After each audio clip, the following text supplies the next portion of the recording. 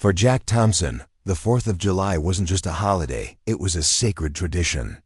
A retired U.S. Marine, Jack made it a mission to light up his Florida suburban home each year with all-out patriotic pride. Think flags draped over the porch, red, white, and blue flower beds, LED lights blinking like a disco, and a hand-carved bald eagle statue watching from above.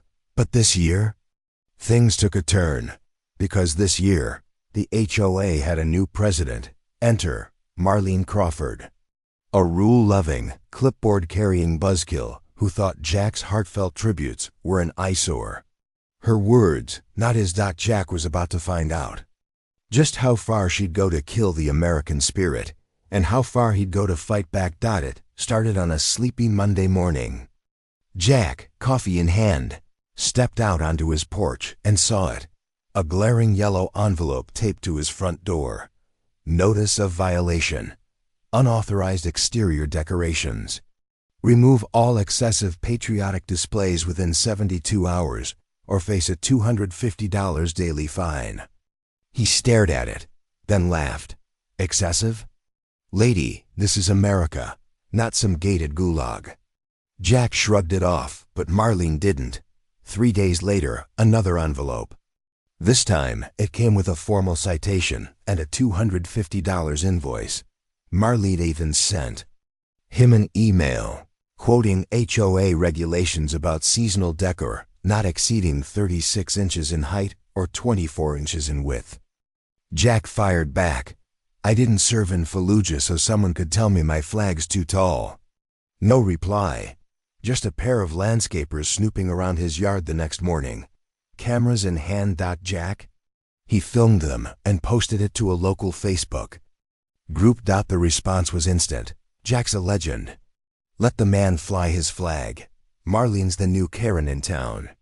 Hashtag let Jack fly his flag. Jack wasn't just patriotic, he was tactical. Years in the military had taught him how to think strategically. So if Marlene thought his flags were too much, he'd give her something she'd never forget.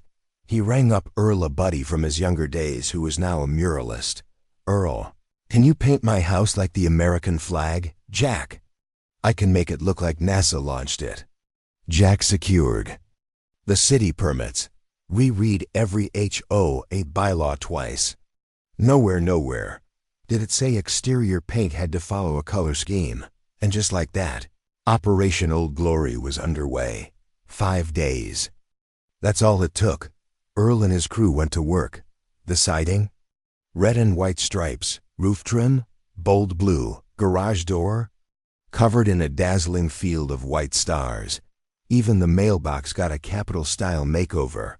Neighbors dropped by with drinks and apple pie. Kids brought sparklers. Veterans showed up to salute. Marlene? She watched it all from across the street, face frozen. Phone clenched. She called an emergency HOA board meeting. At the HOA meeting, Marlene laid into Jack community guidelines, visual aggression, offensive scale. Jack let her finish. Then he pulled out the bylaw binder. Section 4.1. Paint alterations are permitted, so long as they don't compromise structural integrity or safety. He slapped down his permit. Then photos of neighborhood kids painting stars. Then a petition signed by over 2,000 people from the community and beyond. Mike dropped. Marlene looked like she'd bitten into a lemon. It didn't take long for the story to catch fire online. Reddit, Twitter, Facebook, then the local news, then national. Veteran transforms home into giant flag after HOA bans decorations. People drove in from other towns to take selfies with Jack's house. Veterans groups sent letters. One congressman even stopped by. Jack started handing out free flags to kids. Marlene resigned within the week. A year later, Jack's home wasn't just a house. It was a symbol. He launched a non-profit Paint with Pride to help other vets express themselves in their own homes. The new HOA president? A fellow vet named Louise who knocked on Jack's door with a six-pack and a salute. Now, every Independence Day, Jack hosts a neighborhood barbecue with live music, fireworks, and the biggest American flag mural in the state.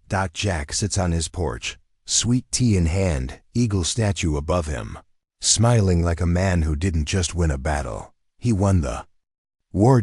Because revenge doesn't always need rage. Sometimes it just needs red, white, and beautifully blue.